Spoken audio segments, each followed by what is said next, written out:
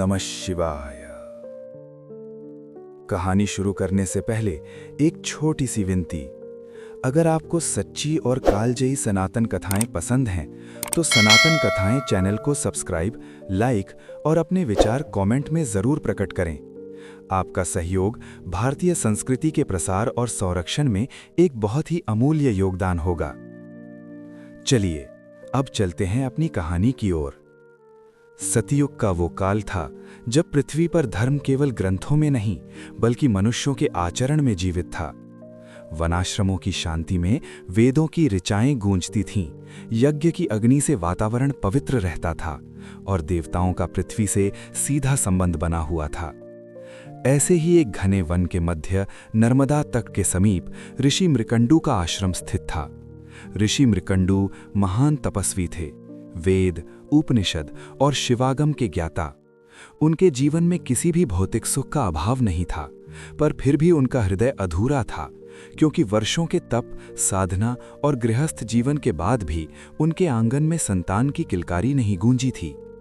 उनकी पत्नी मरुद्वती साध्वी, पतिव्रता और शिव भक्त थीं। वो अपने पति के दुख को शब्दों में नहीं, मौन आंसुओं में जीती थीं। प्रत्येक संध्या जब आश्रम में दीप जलते, तब मरुद्वती शिवलिंग के सामने बैठकर केवल एक ही प्रार्थना करतीं, हे नीलकंठ, यदि ये जीवन किसी उद्देश्य के लिए है तो हमें वो उद्देश्य प्रदान कीजिए। समय बीतता गया, पर संतान का योग नहीं बना। समाज में ऋषि का सम्मान था, किंतु भीतर ही भीतर मृकंडू स्वयं को अधूरा अनुभव करने लगे। एक रात्रि जब चंद्रमा पूर्ण था और वन में असामान्य शांति व्याप्त थी, ऋषि मृकंडू ने कठोर निर्णय लिया। उन्होंने मरुद्वती से कहा कि अब वे सामान्य तप से आगे बढ़कर घोर तपस्या करेंगे, ऐसी तपस्या जो स्वयं महादेव को कैलाश से चलकर पृथ्वी पर आने को विवश कर दे। अगले ही दिन दोनों ने गृहस्थ सुखों का त्याग कर हिमालय की ओर प्रस्थान किया। वहां बर्फीली हवाओं, कठिन उपवास और निरंतर ओम नमः शिवाय के जप के साथ ऋषि मृकंडू ने वर्षों तक तप किया। उनका शरीर क्षीण हो गया, पर संकल्प अडिग रहा। मरुद्वती ने भी पत्थर पर बैठकर जल और फल पर जीवन बिताया। अंततः वो क्षण आया जब संपूर्ण आकाश डमरू की ध्वनि से भर उठा। कैलाश से भस्मधारी, गंगाधर, त्रिनेत्रधारी महादेव स्वयं प्रकट हुए। उनके तेज से हिमालय भी प्रकाशमान हो उठा। महादेव ने मृकंडू से वर मांगने को कहा। ऋषि ने दंडवत प्रणाम कर संतान की कामना प्रकट की। तब महादेव ने वो प्रसिद्ध वर संवाद दिया जिसने इस कथा को अमर बना दिया। उन्होंने कहा कि या तो उन्हें एक दीर्घायु किंतु मूढ़ पुत्र मिलेगा, या एक अल्पायु किंतु महान शिव भक्त पुत्र। मृकंडू ने बिना क्षण भर का विलंब किए अल्पायु शिव भक्त पुत्र को स्वीकार किया। महादेव मंद मुस्कान के साथ तथास्तु कहकर अंतर्ध्यान हो गए, पर जाते जाते ये भी कह दिया कि उस पुत्र की आयु 16 वर्ष होगी। समय के चक्र ने गति पकड़ी और मरुद्वती ने एक तेजस्वी बालक को जन्म दिया।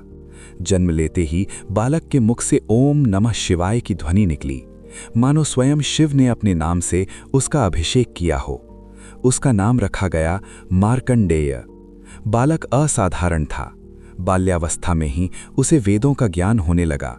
उसकी वाणी में गंभीरता और आंखों में अपूर्व शांति।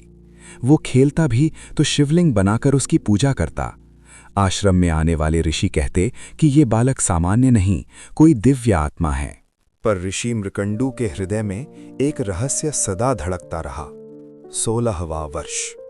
जैसे जैसे मार्कंडेय बड़ा होता गया, वैसे वैसे माता पिता का मन भारी होने लगा। जब मार्कंडेय ने यौवन की दहलीज पर कदम रखा, तब उसने अपने माता पिता को अश्रुपूर्ण नेत्रों से देखा। बहुत पूछने पर अंततः उन्होंने उसे सत्य बता दिया। मृत्यु की निश्चित तिथि सुनकर मार्कंडेय विचलित नहीं हुआ।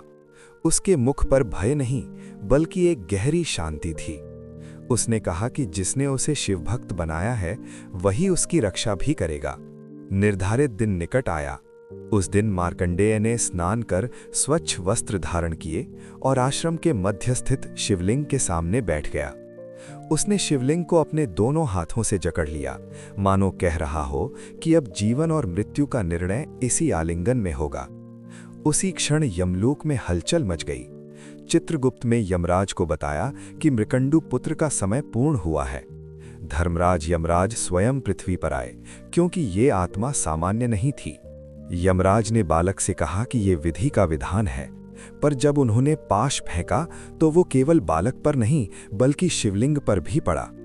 उसी क्षण संपूर्ण सृष्टि कांप उठी। शिवलिंग फट गया और उसमें से महाकाल प्रकट हुए, भयंकर, उग्र, क्रोधित। उनका तीसरा नेत्र अग्नि बन चुका था। उन्होंने यमराज से पूछा कि मेरे भक्त को छूने का साहस कैसे हुआ।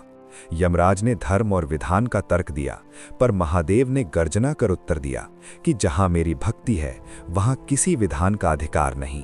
क्रोध में आकर महादेव ने यमराज पर प्रहार किया। यमराज भूमि पर गिर पड़े। उस क्षण मृत्यु स्वयं मृत हो गई। संसार में कोई प्राणी मरने न लगा। वृद्ध अमर हो गए, रोग बढ़ने लगे, सृष्टि का संतुलन बिगड़ने लगा। देवता भयभीत होकर महादेव की शरण में पहुंचे और प्रार्थना की कि धर्मचक्र को पुनः स्थापित किया जाए। महादेव का क्रोध शांत हुआ। उन्होंने यमराज को पुनर्जीवित किया, पर साथ ही ये भी घोषणा की कि मार्कंडेय चिरंजीवी रहेंगे और जहां सच्ची भक्ति होगी वहां काल का अधिकार नहीं चलेगा। इस प्रकार बालक मार्कंडेय अमर हुए। ये कथा केवल एक भक्त की रक्षा की कहानी नहीं है, बल्कि ये घोषणा है कि भक्ति के आगे मृत्यु भी नतमस्तक हो जाती है और महाकाल के आगे काल भी हार मान लेता है। अगर आप भी शिव भक्त हैं तो कमेंट में ओम नमः शिवाय लिखकर एक बार नाम स्मरण जरूर करें।